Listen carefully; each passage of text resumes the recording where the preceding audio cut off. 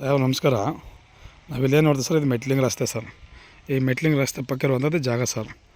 ಏನು ನೋಡ್ತೀವಿ ಸರ್, ಈ ಕೆಂಪು ಸಾಯಿಲ್ ಏನು ಕಾಣ್ತೀವಿ ನೋಡಿ ಸರ್, ರೆಡ್ಡು.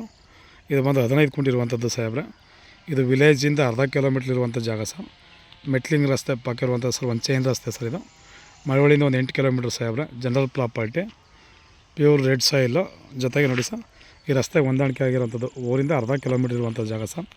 General property. ಬೆಂಗಳೂರಿಂದ ಒಂದು 110ರಿಂದ 110 ಕಿಲೋಮೀಟ್ರ್ ಆಗುವಂಥ ಸಾಹೇಬ್ರೆ.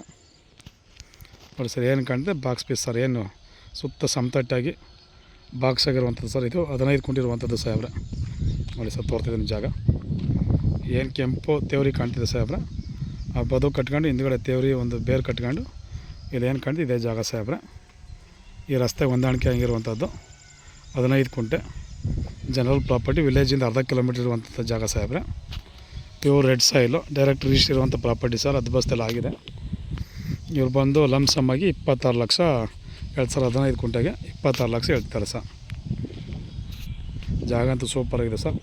ಫೆನ್ಸಿಂಗ್ ಮಾಡ್ಕೊಂಡು ಫಾರ್ಮ್ ಹೌಸ್ ಮಾಡ್ಕೊಂಡು ಇರೋಕ್ಕಂತೂ ಸೂಪರ್ ಜಾಗ ಸಾಹೇಬ್ರೆ.